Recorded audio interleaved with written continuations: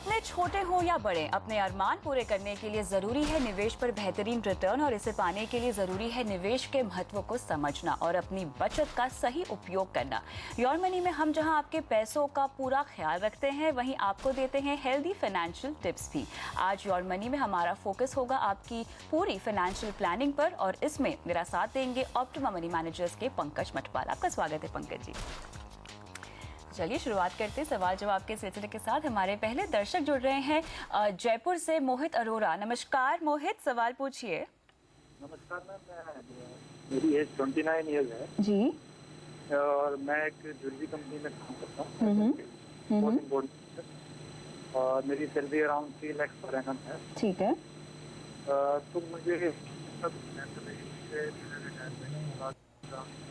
करोड़ और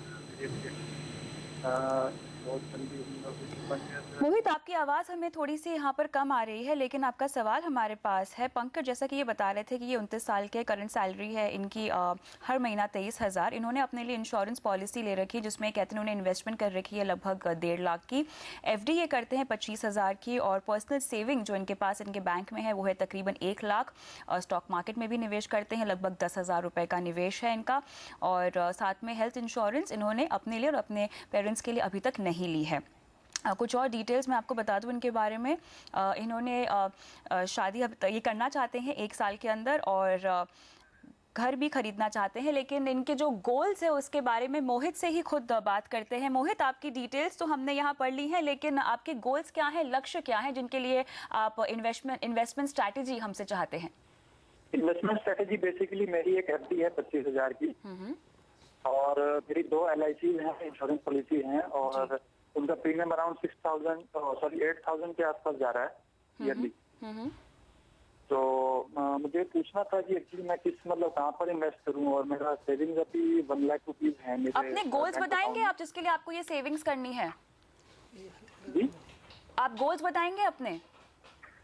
goals actually मेरे अभी 2 छोटे भाई भी हैं जो उनकी भी शादी है, तो मैं एक तरह से मेरे ऊपर डिपेंडेंट है फैमिली काफी, और मेरी खुद की भी शादी करनी है। तो अभी एक्चुअली मेरे पास कोई बैकअप प्लान नहीं है जिससे मैं एक तो कोई आगे जाके कोई बड़ा कुछ ऐसा कर सकूं, मतलब ठीक है। में जैसे मेरे शादी करनी है होगी तो आगे बच्चों वगैरह के लिए भी ठीक है। और साथ ही रिटायरमेंट के लिए आपने कुछ प्लानिंग की है? कोई अमाउंट आपने निर्धारित किया है जिसकी आपकी जरूरत होगी? Around 1 to 2 crore ma'am retirement के लिए। ठीक है। और साथ ही आपको घर भी खरीदना है अगले 5 साल में? जी जी, घर भी खरीदना है मैम। ठीक है, तो चलिए आपको आपके इन्वेस्टमेंट स्ट्रैटेजी हम बताते हैं। तो पंकज जी, सबसे पहले मुझे लगता है इनके पास एक कंटिजेंसी फंड होना बहुत ज़रूरी है। उसके बाद हम आते हैं इनके इंश्योरेंस पे। मेरे ख्याल से टर्म इंश्योरेंस इन्होंने अभी तक अपने लिए नहीं लिया हुआ है। एक एक करके बात करते हैं। सबसे पहले इनको महत्व समझाना पड़ेगा एक कंटिजेंसी फंड का। देखिए, इनके पास 1 लाख रुपये ऑलरेडी सेविंग बैंक में है जी।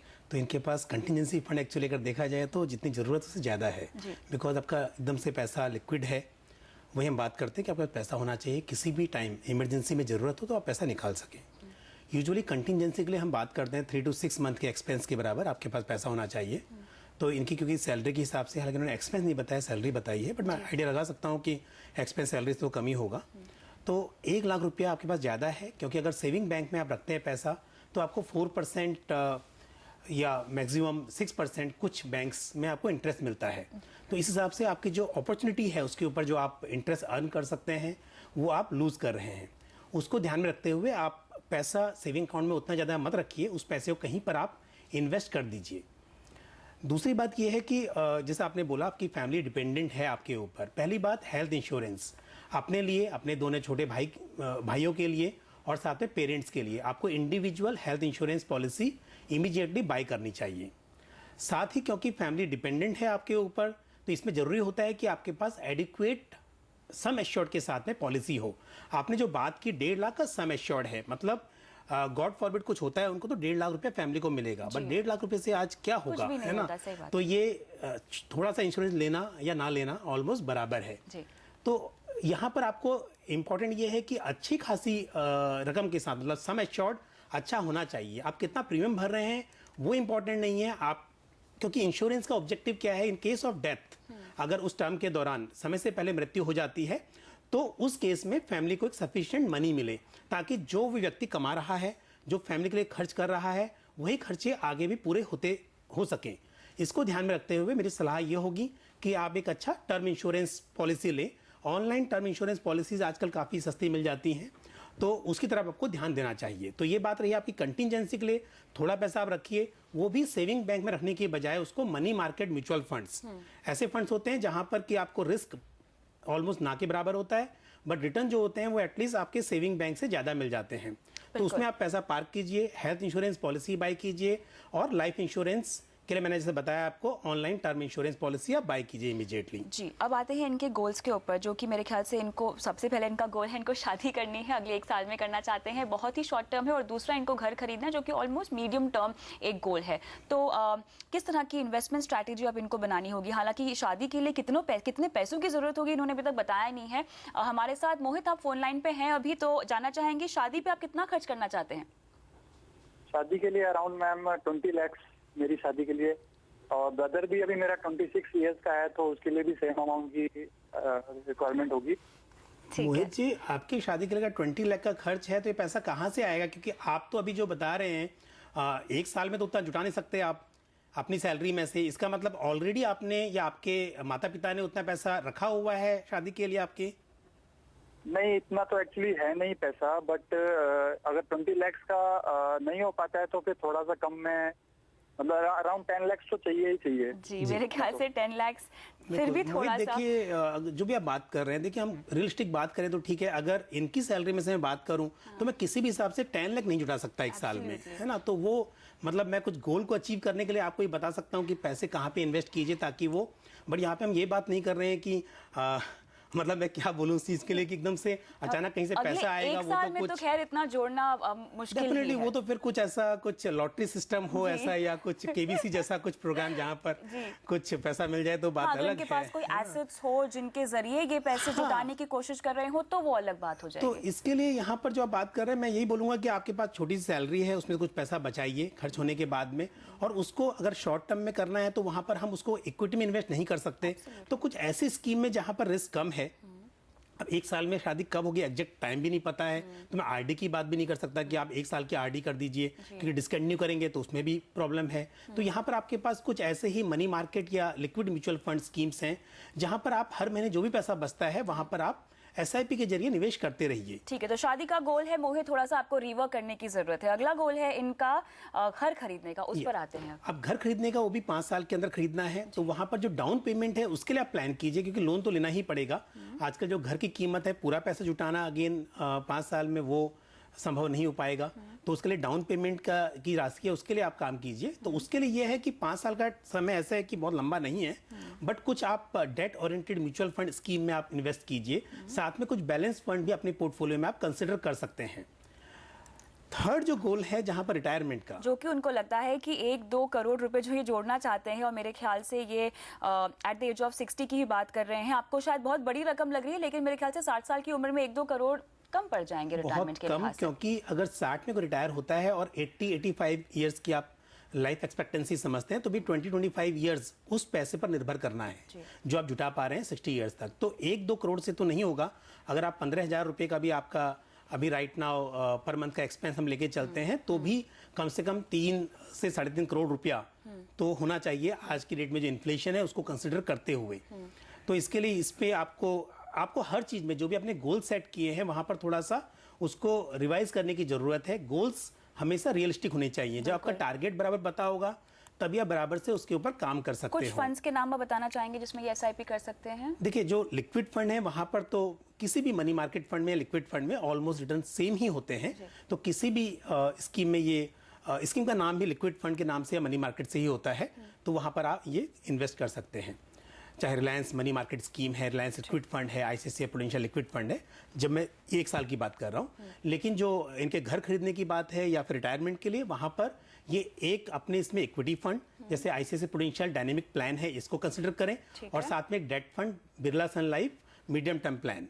तो क्योंकि उन्होंने अमाउंट बताया नहीं कितना ये हर महीने कर सकते हैं, बट जो भी डिवाइड करना है आप 2 स्कीम में, एक आपका इक्विटी फंड और साथ में एक डेट फंड अपने पोर्टफोलियो में आप कंसिडर कीजिए। हर महीने आप जितने भी अमाउंट करना चाहते हैं, 2,000 रुपये पर महीना या 5,000 rupees per month, what ever it is, आप SIP के जरिए इन स्कीम्स में निवेश कीजिए। और जैसे जैसे आपकी आय बढ़ेगी मोहित, आपको अपने निवेश को भी यहाँ पर बढ़ाना चाहिए। और फंड्स के नाम तो आपको बता दिए पंकज जी ने, लेकिन साथ ही आपको अपने लिए एक टर्म प्लान लेना है जो कि सबसे पहले आपको करना होगा, और साथ ही अपने फैमिली को और अपने आप को के लिए आपको एक हेल्थ कवर भी लेना यहाँ पर बहुत बहुत ज़रूरी है। उम्मीद करते हैं कि आपको अपने तमाम सवालों का जवाब योर मनी से मिल गया होगा। और फिलहाल वक्त है एक ब्रेक का, लेकिन अगर आप भी हमसे म्यूचुअल फंड, इंश्योरेंस और फाइनेंशियल प्लानिंग से जुड़े सवाल पूछना चाहते हैं तो हमें ईमेल कीजिए mf@moneycontrol.com पर।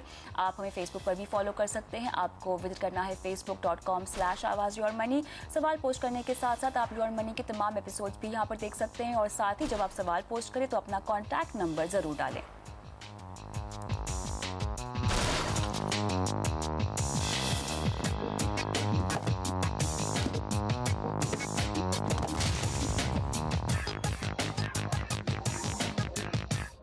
प्योर मनी में आपका एक बार फिर से स्वागत है। हम कर रहे हैं आपकी पूरी फाइनेंशियल प्लानिंग और इसमें मेरा साथ दे रहे हैं पंकज मटवाल। लेते हैं अगला सवाल। पंकज जी, हमें बिलासपुर से राहुल राठौड़ ने यहाँ पे सवाल भेजा है और ये कहते हैं कि इनकी उम्र 35 साल की है और पिछले 2 साल से ये SIP कर रहे हैं। इनका जो टारगेट है ये 25 साल में 1 करोड़ रुपए चाहते हैं। इन्होंने 50 लाख का टर्म प्लान लिया हुआ है, 5 लाख का इनके पास एक मेडिकल कवर भी है और 6 फंड्स में इन्होंने निवेश किया हुआ है, 1,000 रुपए हर फंड में। आपको नाम बता देती हूँ मैं। ICICI focus blue chip fund, Franklin India blue chip fund, Birla frontline equity, HDFC top 200, Reliance equity opportunity, SBI mid cap fund. जानना चाहते हैं कि इनका पोर्टफोलियो कैसा है इनके लक्ष्य को ध्यान में रखते हुए। देखिए, पहली बात यह है कि उन्होंने जो बोला है 1 करोड़ रुपए 25 साल में, हालांकि लिखा नहीं है कि वो रिटायरमेंट के लिए है, बट मेरा ऐसा अनुमान है कि शायद अगर 25 साल की बात कर रहे हैं तो रिटायरमेंट की बात कर रहे होंगे। उस हिसाब से बताना चाहूंगा कि 1 करोड़ रुपया बिल्कुल भी सफिशिएंट नहीं है 25 साल की बात को लेकर। अगर हम आज बात करें तो बड़ा लगता है, पर 25 साल के बाद में 1 करोड़ की कीमत उतनी नहीं रह जाएगी जो आज है। बिल्कुल। तो उसको ध्यान देना चाहिए कि अगर ये रिटायरमेंट की बात कर रहे हैं तो उसको इनको रिवाइज करना चाहिए। दूसरी बात, जहां तक है 6,000 रुपया हर महीने अगर निवेश करते हैं तो क्या ये 1 करोड़ रुपए जुटा पाएंगे? हाँ, वो पॉसिबल है। अगर इनका पोर्टफोलियो, क्योंकि इक्विटी में इन्वेस्टमेंट है, हम 12% का अगर एनुअल रिटर्न लेके चलते हैं तो इनको 1 करोड़ रुपया ये जुटा सकते हैं, वो पॉसिबल है। तीसरी बात, पोर्टफोलियो कैसा है, उसमें ये है पहली बात कि इनके पोर्टफोलियो में सिर्फ इक्विटी फंड है। हमेशा आप चाहे शॉर्ट टर्म हो लॉन्ग टर्म हो, आपके पोर्टफोलियो में हर तरह के एसेट होने चाहिए। तो क्योंकि समय का पता नहीं है, कभी इक्विटी बहुत से रिटर्न देती है, लेकिन कभी टाइम ऐसा भी होता है कि इक्विटी ने कई साल तक रिटर्न नहीं दिए, वैसा भी हो जाता है। तो अगर आपके पोर्टफोलियो में इक्विटी डेट दोनों ही है तो कम से कम रिस्क और रिटर्न दोनों का एक तालमेल बना रहता है। उसको ध्यान में रखते हुए सलाह ये होगी कि अगर डेट फंड ये अपने पोर्टफोलियो में इंक्लूड करें तो अच्छा होगा। अभी जो एग्जिस्टिंग फंड है सभी फंड अच्छे हैं। HDFC टॉप 200 एक ऐसा फंड है जिसकी परफॉर्मेंस पहले काफ़ी अच्छी रही है। ये काफ़ी समय तक कंटिन्यूस एक आउट परफॉर्मर रहा है, लेकिन पिछले कुछ समय से इस फंड की परफॉर्मेंस अच्छी नहीं रही है और साथ में कुछ रिस्क रिटर्न पैरामीटर में बात करें तो वहाँ पर भी कुछ ये हाई रिस्क फंड हो गया है जी। तो उस हिसाब से अगर ये डेट फंड एक इंक्लूड करना चाहें इसी पैसे में से तो फिर HDFC टॉप 200 को बंद करके उसकी जगह पर एक डेट फंड स्टार्ट कर दें, और या फिर अगर थोड़ा सा पैसा और ऐड कर सकते हैं तो फिर ये एक और डेट फंड स्टार्ट कर लें और SIP यहाँ पर ही कंटिन्यू रखें। HDFC टॉप 200 से मैंने बताया है कि फंड उतना अच्छी परफॉर्मेंस नहीं है। उसी लार्ज कैप कैटेगरी में आपके पास बहुत सारे दूसरे फंड हैं, उनकी तरफ आप सोच सकते हैं। चलिए, तो राहुल, उम्मीद करते हैं कि आपको एक डायरेक्शन मिल गया होगा योर मनी से। खासतौर से आपका जो गोल है, आपको 25 साल में यहाँ पर 1 करोड़ रुपए की ज़रूरत है। पंकज जी, हम रिटायरमेंट पे थोड़ा सा फोकस करते हैं, चूँकि आज के शो में ये दूसरा सवाल है जहाँ पे मेरे ख्याल से रिटायरमेंट को थोड़ा सा अंडर एस्टिमेट किया हुआ है जहाँ तक उसके अमाउंट की बात है। रिटायरमेंट की प्लानिंग जितनी जल्दी हो सके आपको शुरू कर देनी चाहिए, लेकिन यहाँ पर थोड़ा सा मेरे ख्याल से जो अपने अमाउंट को लोग अंडर एस्टिमेट करते हैं, जैसे कि 25 साल में इनको लगता है कि रिटायरमेंट के लिए सिर्फ 1 करोड़ रुपए काफ़ी होंगे, इसे कैसे कैलकुलेट किया जाए? देखिए, बहुत तरीका सिंपल है कि आपको जो आज का एक्सपेंस है उसकी फ्यूचर वैल्यू कैलकुलेट करनी है।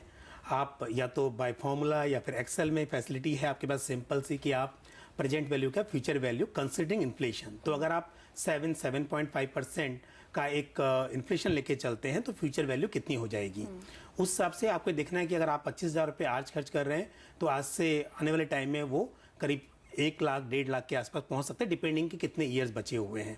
तो आपको देखना है कि अगर हर साल आप हर महीने आपका खर्च जो आज 25,000 रुपये हो रहा है, वही आज से 25-30 साल के बाद में अगर 1 लाख 1.5 लाख रुपए पर मंथ है और आपको 25 साल 20 साल के लिए प्लानिंग करनी है, क्योंकि 60 में कोई रिटायर होगा तो 80-85 ईयर्स तक उसको उस पैसे से उस पर निर्भर रहना है।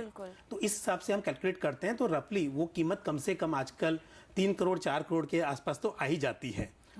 बट अगर आपका एक्सपेंस आज ही ज़्यादा है, कोई बोलता है कि उसका पर मंथ एक्सपेंस 50,000 रुपये है, तो वो ज़्यादा हो जाएगा। बट ये ध्यान रखें जब एक्सपेंस की बात करते हैं तो जैसे आपका EMI है, बच्चों की एजुकेशन है, उसको उसमें इंक्लूड ना करें, क्योंकि जब आप रिटायर होंगे उस वक्त तक ये जो खर्चे हैं, बच्चे की एजुकेशन हो या घर का EMI है, वो सब पूरा हो चुका होगा। तो house hold expenses, health care expenses, उसका कितना खर्च है महीने का, उसको ध्यान में रखते हुए आप अपनी प्लानिंग करें।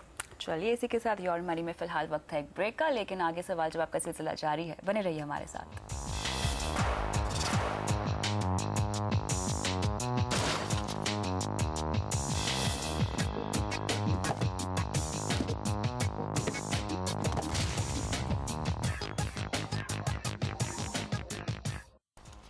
Welcome back. योर मेन्यू में आज हम कर रहे हैं आपका पूरा फाइनेंशियल चेकअप और मेरे साथ बने हुए हैं पंकज मटवाल। लेते हैं अगला सवाल। हमारे साथ फोन लाइन पे सतीश कुमार शर्मा दिल्ली से जुड़ रहे हैं। नमस्कार सतीश जी, बताएं अपने बारे में कुछ, आप क्या करते हैं और आपने किस तरह की इन्वेस्टमेंट्स अब तक की हुई हैं?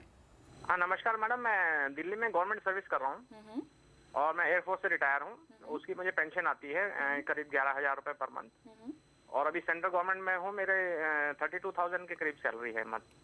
मैं 48 ईयर्स ओल्ड हूँ और मैंने 32,000 रुपए सैलरी मेरी पर मंथ है, 11,000 पेंशन है।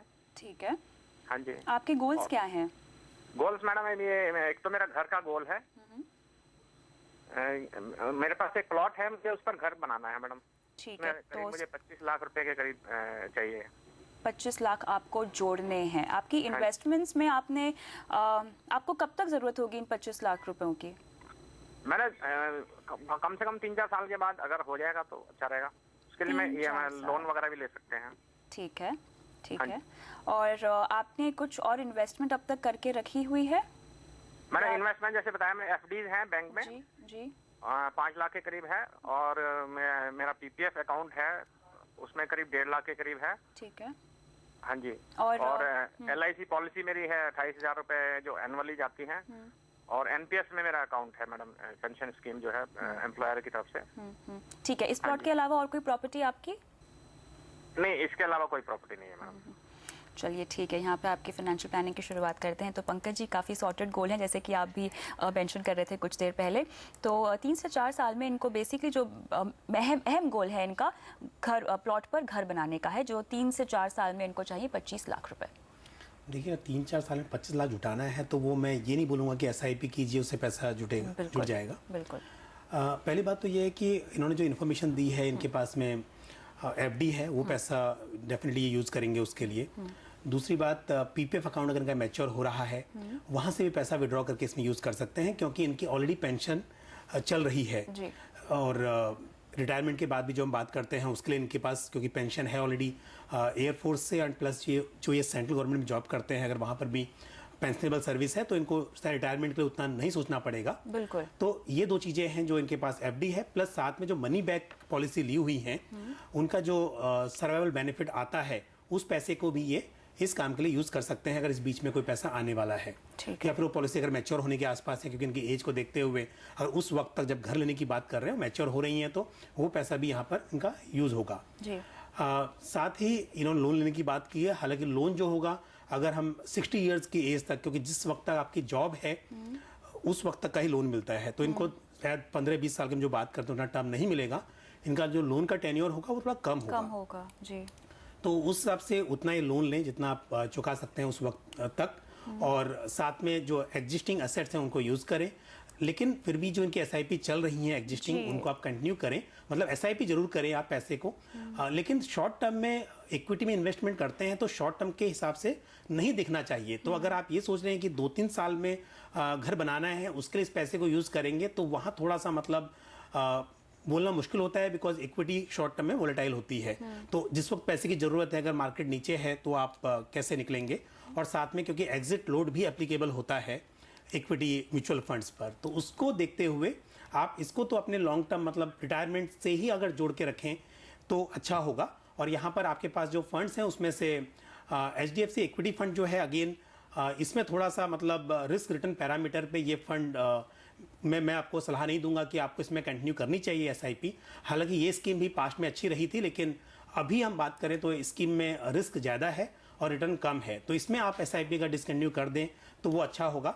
उसकी जगह पर आईसीआईसीआई प्रूडेंशियल डायनेमिक फंड या फिर बिरला सन लाइफ टॉप 200 फंड, ये अच्छे फंड्स हैं, यहाँ पर आप कंसिडर कर सकते हैं। उसी सेम कैटेगरी में पर दूसरे फंड हैं जो आपको बेहतर रिटर्न दिलाने में मददगार होंगे, तो यहाँ पर आप एसआईपी कीजिए। बट इस एसआईपी को आप ये सोच के ना करें कि 2-3 साल के लिए आप कर रहे हैं और ये पैसा आपको बिल्कुल घर के लिए यूज होगा। ये आप कुछ लंबे टाइम के लिए शायद आपके रिटायरमेंट किटी में शायद ये हेल्पफुल होगा। बिल्कुल। तो जहाँ तक अपने प्लॉट पर घर बनाने की बात है सतीश जी, तो आपके पास जो एग्जिस्टिंग इन्वेस्टमेंट है मेरे ख्याल से उसी को ही इस्तेमाल करना होगा। जैसे कि आपने कहा कि आप लोन भी ले सकते हैं, लेकिन पंकज जी ने यहाँ पे आपको कहा है कि जितना आप अफोर्ड कर पाए उतना ही लोन लीजिएगा, ज़्यादा स्ट्रेस ना करें अपने आप पर। आपका पोर्टफोलियो अदरवाइज बिल्कुल ठीक है। फंड्स के नाम आपको पंकज ने बता दिए हैं जिनमें आपको अपनी इन्वेस्टमेंट शुरू कर देनी चाहिए, और जैसे जैसे आपको लगेगा इन्वेस्टमेंट आप बढ़ा सकते हैं, वैसे अपने निवेश की राशि भी बढ़ाइएगा। बहुत बहुत शुक्रिया पंकज जी आज शो पर आके तमाम सवालों का जवाब देने के लिए। और योर मनी में आज के लिए इतना ही, लेकिन आप बने रहिए हमारे साथ। नमस्कार।